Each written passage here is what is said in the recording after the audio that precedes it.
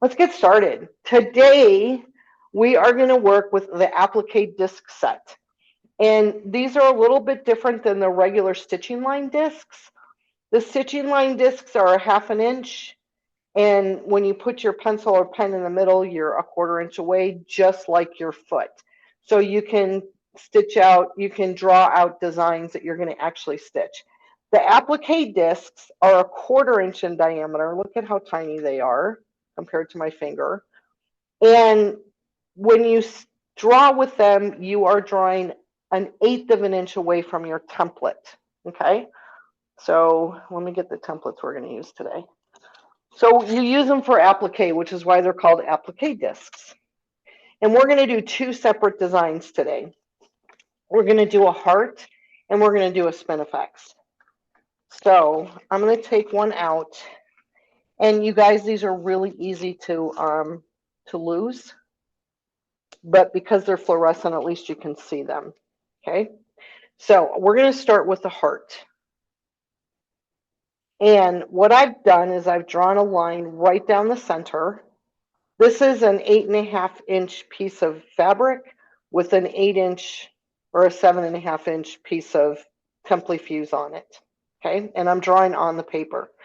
So I made a line that was down the middle, and then I did a line here across the bottom. But when I put my template on it, see how my template's like not all the way on the fabric? And I didn't like that. So I moved the line up, and this line is about 3/4 of an inch from the bottom. Okay, so this line here, we're not using. We're using this horizontal line there. So what I'm going to do is I'm going to put my template on, and on this particular template, you have the line here. This is center, and the line, there's a line here in the bottom. Oh no, I apologize. That's not center. This is center. This line here, and this line down here. Okay, and that's what I'm lining up on my vertical line. Then there's a line on the bottom, the horizontal line, and I'm lining that up. Sorry about that. On this horizontal line that I've drawn. So let me get this in place. Move that down a little bit. And I'm going to go around, and I'm drawing 1/8 of an inch away from the template. I'm going to flip the template. Now, because it's 1/8 of an inch and this template is designed for 1/4 of an inch, these lines are going to intersect instead of meeting, right? So let me get this down here.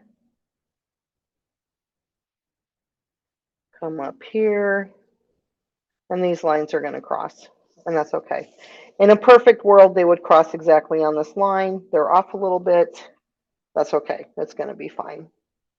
So that's the first design. The second one is a little bit more complicated. This time I've done 8 points with my 8-point crosshair. This is a little more complicated because we're going to use Spinifex number 3. Now, the reason I chose Spinifex number 3 is because it's not a symmetrical Spinifex, right? The design on the left is different than the design on the right when this is the center. So if I were to take my template and mark this side, when I flip over everything to stitch it, I'm not going to have my stable tape on the bottom of my template. So you have to take that into consideration. There's a couple of designs like in the Christmas motif and things like that where the design is not symmetrical, so you have to take that into consideration. So when I'm tracing this, I am going to trace it with the stable tape up and not down. Now, somebody mentioned that what you could do is you could turn this around and you could mark on this side of the fabric. You're going to be cutting on this line that you're marking, and then when you press it down, it's going to go away. You could do that. I'm not going to. So I'm going to go like this. I'm going to turn my template upside down, and I'm using the lines on the template. So let's just review this really quick. On all spinifexes, you have a horizontal line, which is where your needle goes, and then you have a center line. So notice that this center line is in the middle of this arc here and not on this point. Okay, so we're going to go here. We're going to line this up. As long as my vertical lines are lined up and my horizontal line is lined up, this is going to be in the center of where I would stitch. Now, I don't need to stitch the entire shape of this template because when I cut it out, I'm cutting out the exterior part and I'm not cutting each individual shape. So I turn it again, I line it up on my reference lines, and I only have to mark up here on the top. Now, I have done it where I've marked the whole thing, and the problem I ran into is I cut into the design, and you don't want to do that because then you've wasted fabric and you've wasted your template fuse, and you don't want to do that. So I'm stopping. Whoops, see how easy those things just fly away? I'm stopping on where this needle slot is. If you don't have a template with a needle slot, then just use a marking on your template, but you don't need to mark the entire motif or draw out the entire motif, just the top.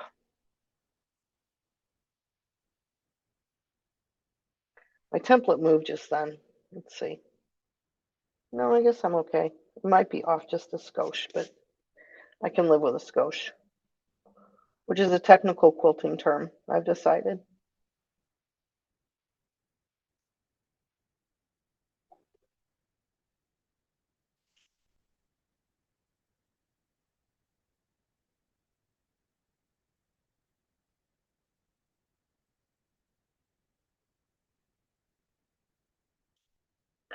So now the math is we're drawing 1/8 of an inch away from the template.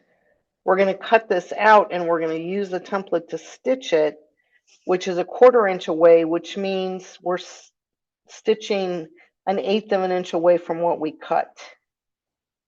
So it's a nice applique look.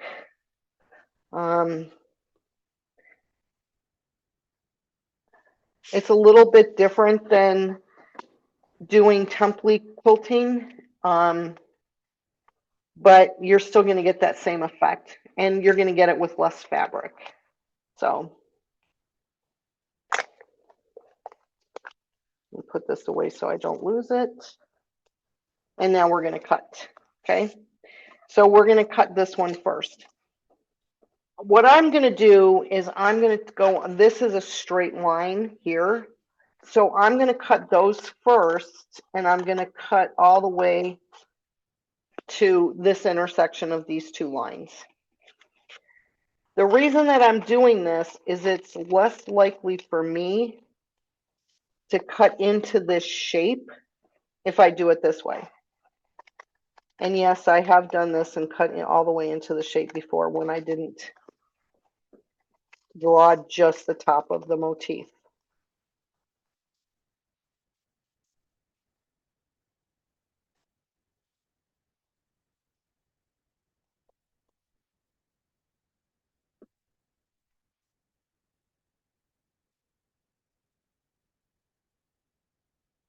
Right to that point.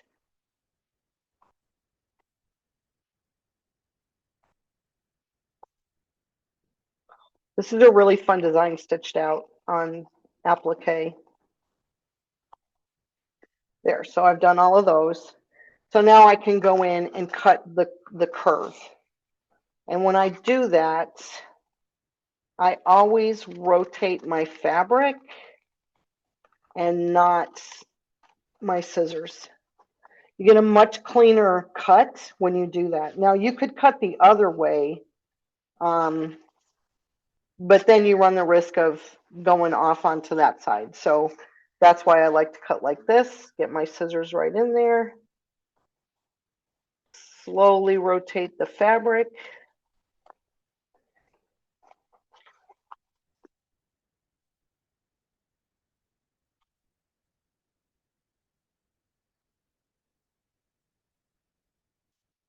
That we're going to cut just a little bit more. Now, these pieces of fabric that have Templifuse on them, you can save them for another project that you're doing applique on if you like to do like collage quilting or anything like that. If you do that, keep the paper on it, and then that's a visual that this has Templifuse on it. I might have forgotten to tell you that I'm using Templifuse. And I'm cutting right on the line, or as close as I can to be on the line.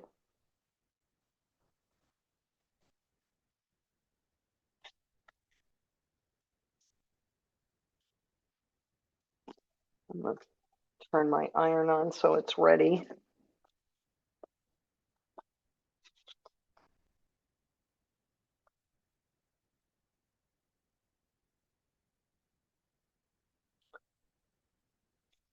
Last one.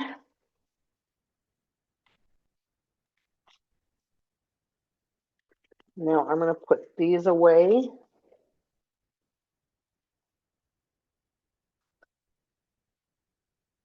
And then this is the shape that we have.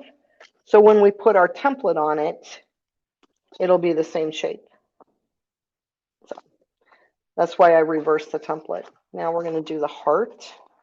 And the heart is symmetrical, so it doesn't matter, and you have to use both sides of the template anyway. So we're going to come up here.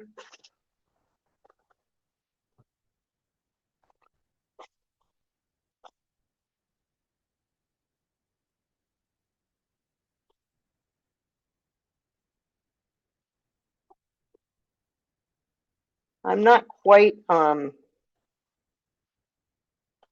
bird's eye view. I'm at an angle a little bit, so again, move the fabric, not the scissors.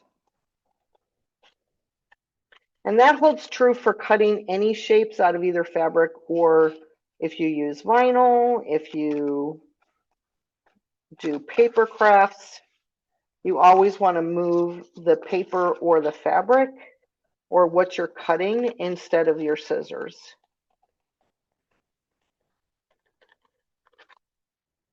Not exactly how we learned to cut in kindergarten.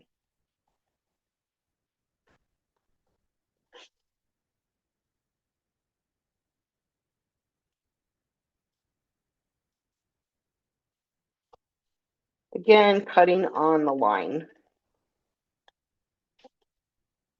or as close to on the line as I can cut. And I'm making a sharp point there. Okay, so these are my two shapes. And I am going to save the fabric from my cutout heart in case I want to use that for something else. And now we're going to iron them onto our backing. So our backing is this really nice, like Christmas plaid. Now, let's talk about the spinifex for a second. In order to pull my thread, I have to find center, right? So I'm going to go like this. This may be center, but when I turn it, that may not be center, right? So I need to mark my center. So what I'm going to do is take the pin from designs where you have a pin, the little tack, and I'm going to put it right through the middle in the back. It's going to poke out on the front, okay? And then I'm going to take a pen. Now, I was using a water soluble, which you can iron over, but I can't find that. So I'm going to use a friction pen. And I'm just going to mark around this pin. And the hole that it leaves in the marking is where I'm going to pull my threads from. Now, it may not be perfect when we get there, and we may have to adjust, but that's okay. So now, see, I have that little marking. I took the pin out, and I have that little marking. So I want to not iron that, right? So we came up with a trick to do that. I'm using just a straight pin to score the paper, and then I can just peel it off.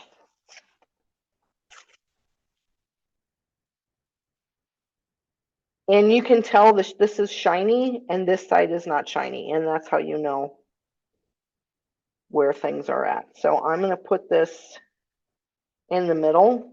And then so that I don't iron over that and have that mark disappear, I'm going to stick the pin right back in there, right into my ironing board. And now I can press this down, put a little bit at an angle. And I'm not going to put my iron over the pin. 10 seconds is all it takes.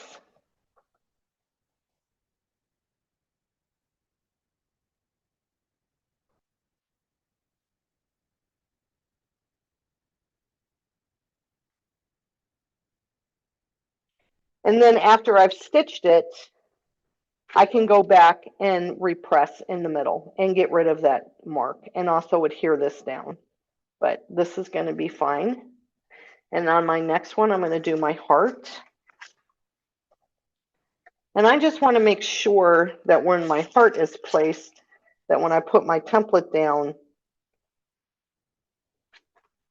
I have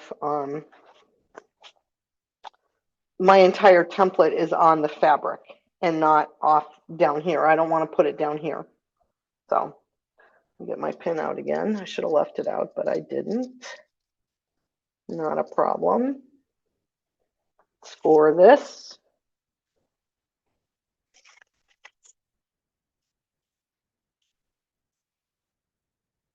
Let's see.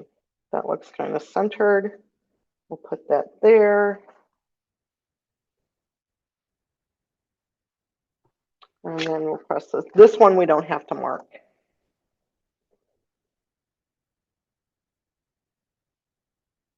Circles, ovals, probably hexagons, things like that. You don't have to mark the center, but I have found it's just easier to mark the center when using the spin effects when doing this.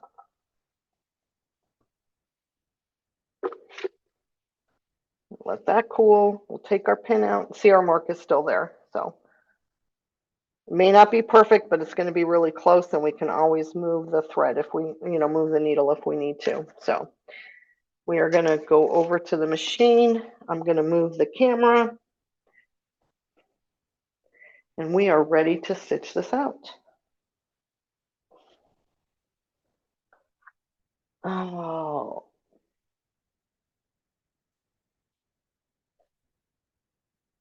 there we go. Let me go just a tiny bit closer.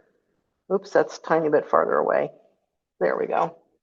Okay, so we're going to start with the heart.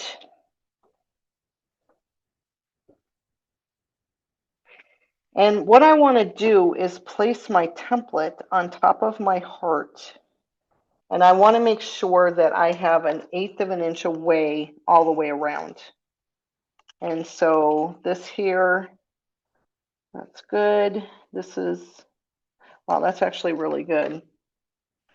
And I'm trying to line up this center here with the point on my heart.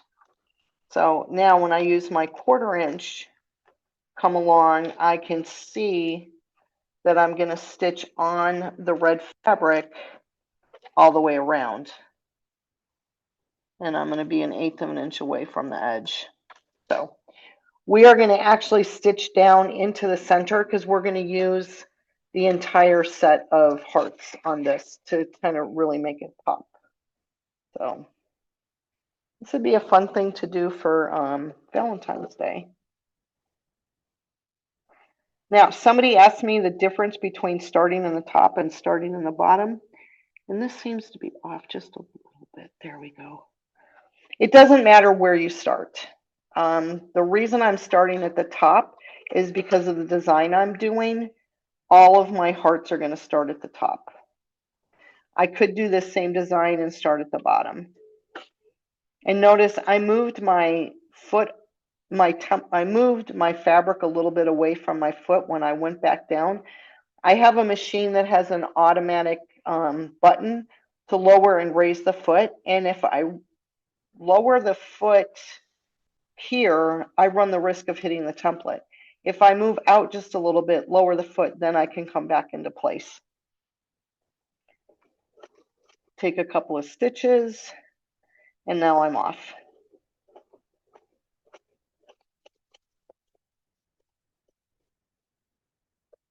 I'm using white embroidery thread. It's a 40 weight thread. You could put that in the top and the bobbin. I'm actually have 60 weight bobbin thread in my bobbin. So whatever you like to use. Now I'm going to try and line this up with my spacing gauge that I have hidden. So, right, I want the stitches to be a 1/4 inch away.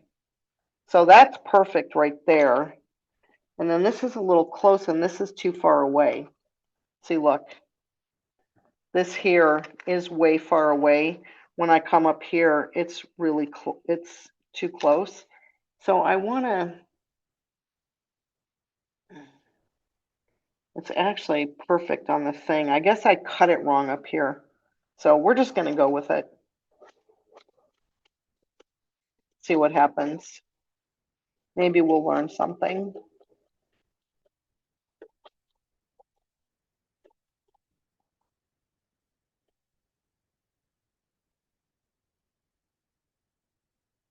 That was perfect placement. But as you can see, the stitches here are a little closer. The stitches here are just a little farther away. So I may have cut it incorrectly. I may have started in the wrong space. So that's okay. We're now going to do our 5-inch heart. And I'm going to take this vertical line down here. I'm going to place the top on the foot. And then, oh, this, you know what, you guys, I think I started with the 5-inch. Oh, okay, I guess we'll go to the 4-inch. So I must have cut this with the 5-inch and not the 6-inch. So that's all right. It'll be fine. I'm lining up this vertical line here with the point of the heart down here in the bottom. So we're going to go like this.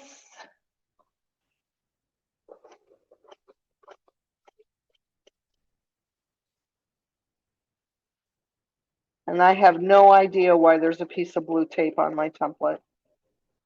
They must have just picked it up from somewhere.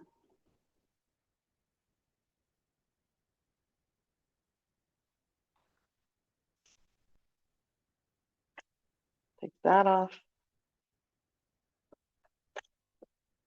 Flip this over.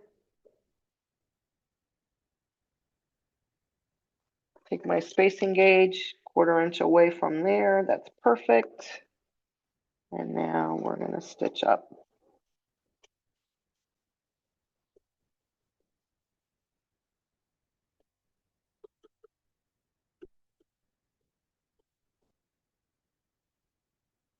Now we're going to go down to our 3-inch.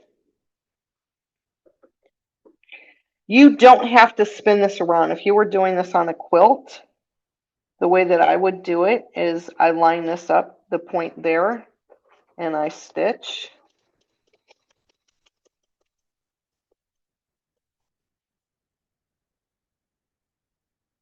I flip this over. I line the point up. I come over here and I check, and that should be, if this is lined up with the point, I should be okay. Let's see what happens.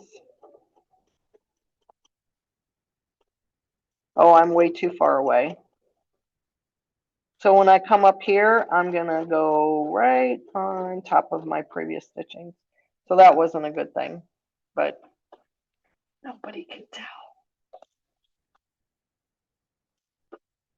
Okay, this one we're going to line up and we're going to do a better job on this one.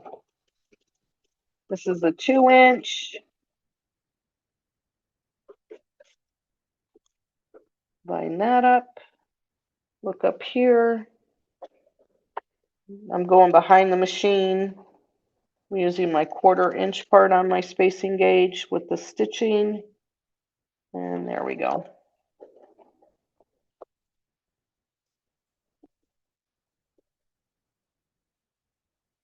Much better. And then I have my little 1-inch. Again, the vertical line lined up with the point on your previous stitches. You could, if you wanted to, draw a line on your fabric, but using the point on the stitching is really what all that you need. And now I'm just going to take a couple of locking stitches and I'm going to cut my threads. And the reason I can do that is because there's so much going on up here. We went back and forth in there 2, 4, 6, 8, 10 times. So there is the heart stitched out. And I think that would look really cute on a quilt. And now we're going to do this one. So this becomes a little bit more of a prep that you need to do as far as when you pull your threads. So in a perfect world, if I pull right in the center of this marking that I did, I should be okay. So I've got my thread there.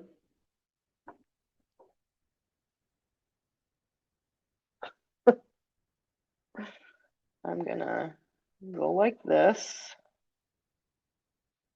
And now I'm gonna test it out. So let's test it out. Okay, that looks good there. This should be 1/8 of an inch away from the fabric, which it's really close. Well, let's see, I could move that over just a skosh and that would be okay. And then I'm going to rotate to the next one. And this is too close up here. So I already know that I'm too far that way. And if I go 180 degrees over here, see the difference between this opening here, between the template and the fabric, and then the one that's over here. This is right on the fabric. So I know I want to move my needle towards me just a little bit. So one of two things, you could just take this out, or you could just pull here. And by take it out, I mean you could just move your needle and now I want to go down. Okay, see if that works.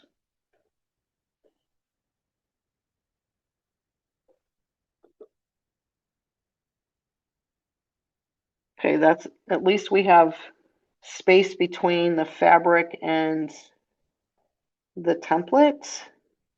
And I'm just turning around and seeing how everything's sorted out here. What I don't want is I don't want a 1/4 inch gap. And I don't want a 1/4 inch gap between my applique fabric and my template. And I don't want the template to be right on top of the applique fabric. So those are the two things that I don't want. If it's not exactly perfect all the way around, that's fine, as long as you have those two things. And I think we're good to go. So I'm going to take a couple of locking stitches in place. There we go. I do that so I don't have to hold my starting threads. And then I'm going to stitch.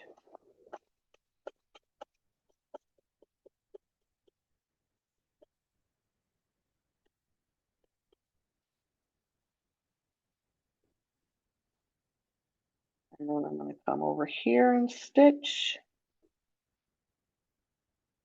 And I'm eyeballing this, but you could get out your spacing gauge and go, okay, that's an eighth of an inch on the right. That's an eighth of an inch on the left. It's not exactly, but it's close enough.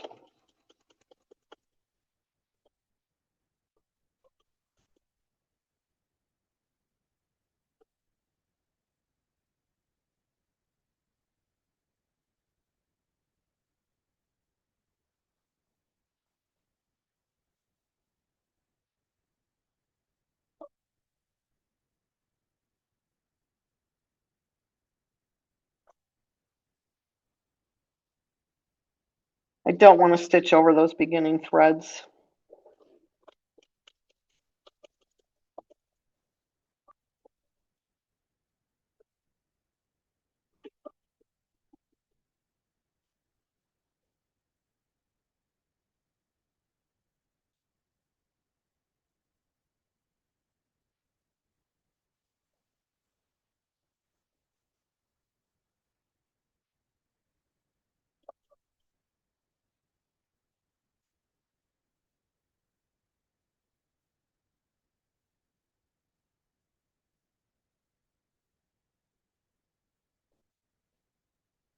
So just stitch it out like any other Spinifex. I'm using a size 80 needle, an 80 top stitch needle. So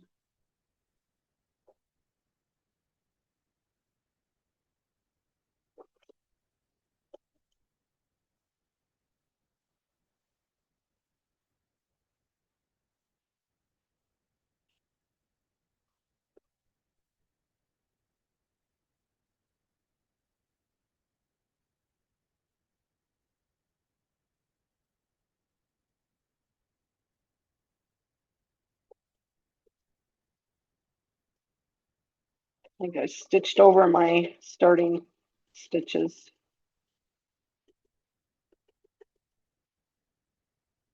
Okay, so this is what we have so far, right? And that looks really nice. But I thought, you know what, it'd be kind of fun to add something into this. So I'm going to put this back in. And I'm going to use this slot. If you don't have a slot, if you have a puzzle piece, then you can use, you can see through your template. But by taking my 1/4 inch mark on my template and putting it right in the slot, so what I want is a 1/4 inch away from the template to the stitching line. Doesn't have to be perfect, okay? So then what I'm doing is I'm stitching a 1/2 an inch away, and we get this really nice look. I'm going up to the stitches and then I'm going to go back down.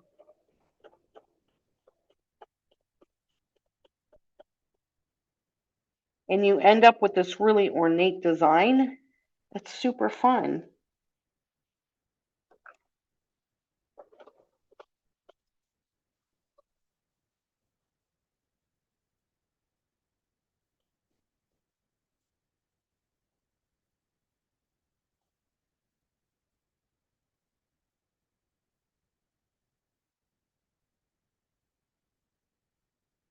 And see, I could use my template and see through it and do the 1/4 inch away. Whatever markings work for you.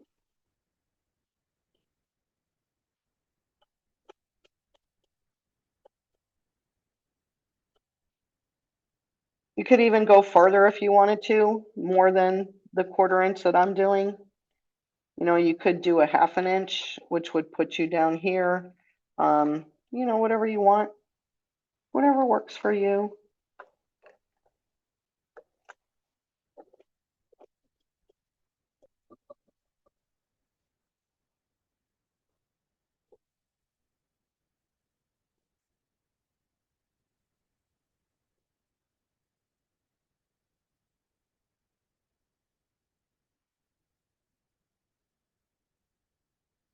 Now remember when you're doing double stitching, the stitches are gonna show up more.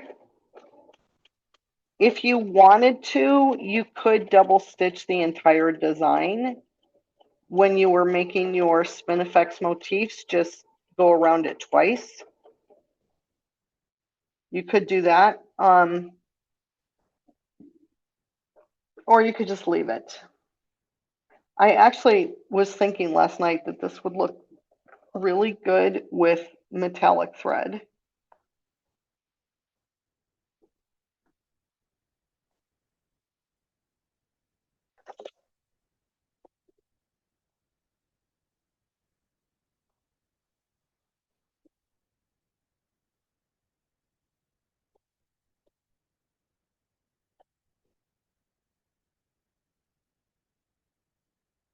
And even this design stitched out on a quilt on a blank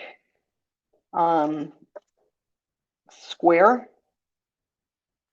would add a little pizzazz, and then you could do, you know, other size of the same Spinifex shape in different ways on your quilt.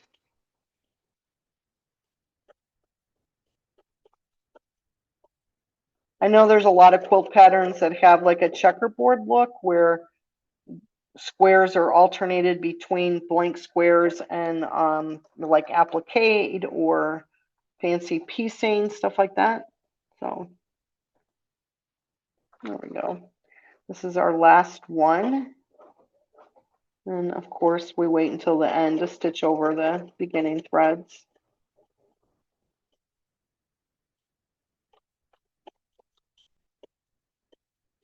And I am going to go in and come out just a little bit. And I did that to lock the ending stitches.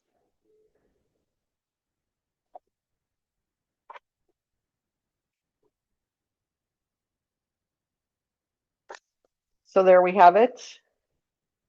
It looks like I think it looks like a poinsettia. So I think it'd be really fun for Christmas. This particular thing, if you used 2 layers of batting or you used like an insole bright in your batting, you could have like a trivet, and you know you could. I did not have a piece of fabric on the back, but you could put a piece of fabric on the back and then bind it, or you could do where you do the backing, stitch it around, flip it out, that kind of thing. So there are our 2 designs.